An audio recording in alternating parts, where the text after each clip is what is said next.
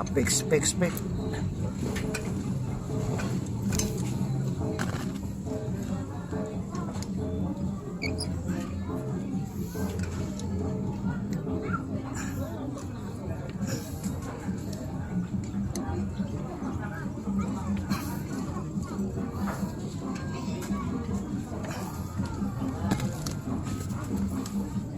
Ito na magkakaibang sukat. Ay, naku.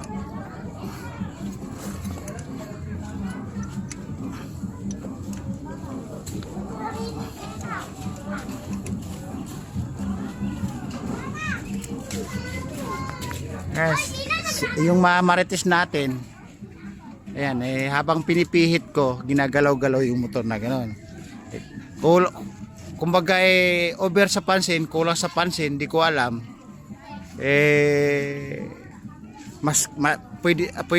Pwedeng papasok na maging bida-bida, tismosa, marites.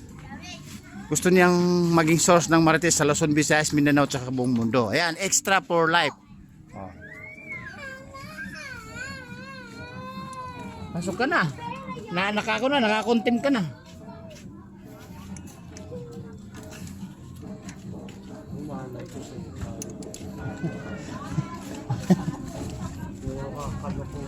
Pasok ka na sa apat na channel. Pasok ka na sa apat na channel.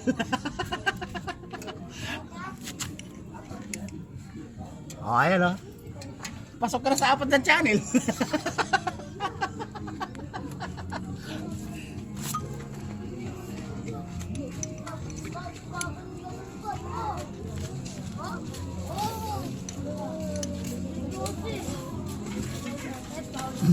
Kali namin yun. Kami dyan.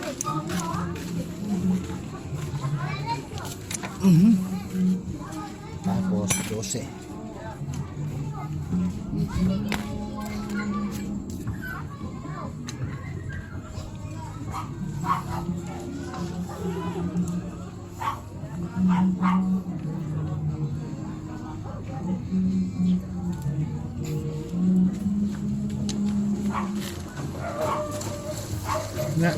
Last night pala anak mamaya sa ano, dapat na paglamay tayo mamaya.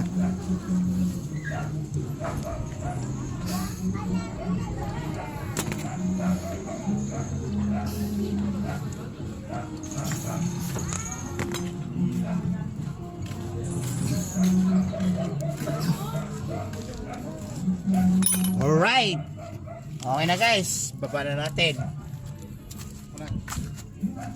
Oh, o diba?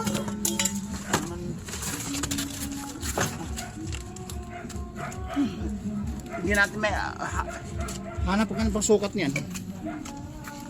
Guys, ito lalagyan na lang is medyo makalawang na. Ang paglalagay ng langis dito hindi banta, basta-basta naglalagay ng langis. Basta lang siya, hindi rin marami, hindi rin sobra-sobra. Tampaman lang, kunti lang ilalagay kasi kakalat naman yan. Magkakalat naman to pag kahit kunti lang ilalagay mo. Wala kaming sukat na pang-ihi kaya din namin na-adjust eh.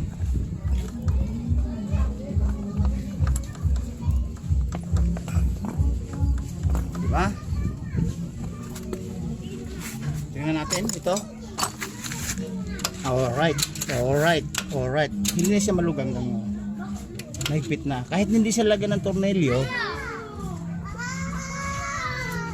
masasapak, mahigpit na. Oh, pag nilagyan ng isang tornilyo pang alalay, pwede rin. Mas maganda kung mahigpit, medyo mahigpit. Ito na. Okay na. Hindi masyadong marami langis nilalagay, kunti lang. Kasi bubusal-sal yun, tatalsik sa gulong at saka sa mga playrings. Ito guys, kailangan higpitan din yung manubela. Iba yung panghipit namin ng manubela sa meno. Kasi gamit ng pangkuwako, pang spark plug.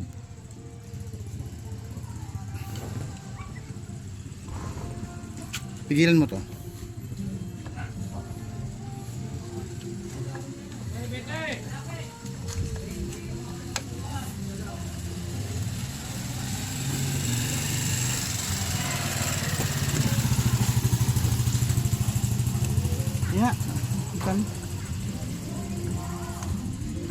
lumubog na pala.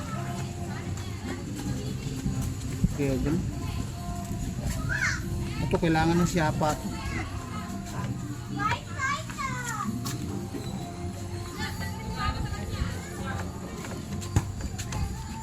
Pigilan mo, pigilan mo.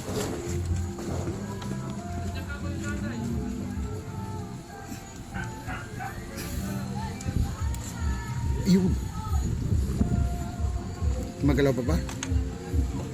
Nga. Ayan. Kabila kaya? Ayos, dito to sa ibabaw. Dito na ito. Umuulan naman na.